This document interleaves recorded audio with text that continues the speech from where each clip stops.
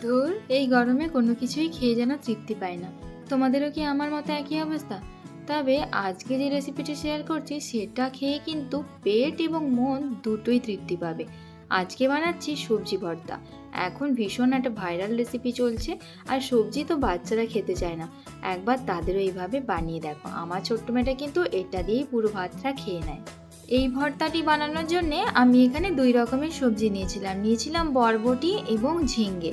ঝিঙ্গের পুরো ছালটা না ছাড়িয়ে ওই যে ধারালো যে ছালটা রয়েছে সেই ছালটা আমি ছাড়িয়ে নিয়েছিলাম, কারণ এটা একটু মুখে পড়লে খারাপ লাগে। তারপর এটাকে প্রেসারে লো আঁচে একটা সিটিতে সেদ্ধ করে নিয়েছিলাম। এখন এটা ভালো করে ঠান্ডা হয়ে গেছে। এরপর আমি ভর্তাটা বানানোর জন্য এখানে একটি কড়াইয়ের মধ্যে দিয়েছি কিছুটা কালো জিরে, আর দিয়েছি ৮-৯টা মতো রসুন কোয়া আর মিডিয়াম সাইজের একটি পেঁয়াজ কুচি। এগুলো প্রথমে একটু ভালো করে ভেজে নিতে হবে। এটা কিন্তু আমি ওই সবজির সঙ্গে মিক্সিতে একই সঙ্গে পেস্ট করে নেব।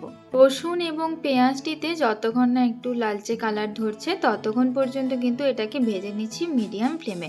আর এখানে 1/2 চামচের মতো আমি কালো জিরে দিয়েছি।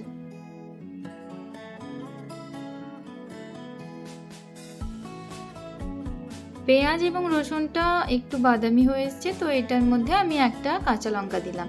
এই একটি কাঁচা লঙ্কা দিলাম, এই লঙ্কাটি কিন্তু ভীষণ ঝাল। তোমরা চাইলে এখানে শুকনো লঙ্কাও দিতে পারো।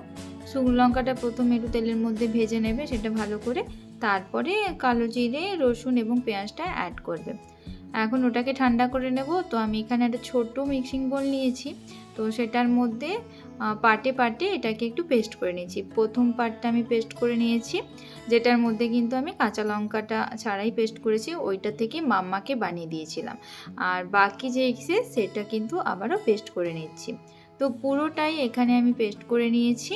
পুরো সবজিটাই তো এখানে আমি পেস্ট করে নিয়েছি। এখন চলে যাব ভর্তা বানাতে। তো এটা একটু জলজলে ভাব রয়েছে, এটাকে একটু কড়াইতে নাড়াচাড়া করে জলটা শুকিয়ে নেব। তার কারণে কড়াইতে প্রথমেই দিলাম একটু সরষের তেল, তারপর দিলাম 1/2 চামচের একটু কম লবণ, আর ছোট চামচের 1/4 চামচ হলুদের গুঁড়ো। এখন সবজি পেস্টটা এটার মধ্যে দিয়ে এটাকে ভালো করে রান্না করে নেব। আর আঁচটা কিন্তু মিডিয়াম ফ্লেমে রেখেছি। আর কড়াইটা কিন্তু ভালো করে তেল দেওয়ার পরে গরম করে নিতে হবে, না তাহলে দেখতে পাবে যে কড়াইয়ের গায়েতে কিন্তু এটা লেগে আসবে না।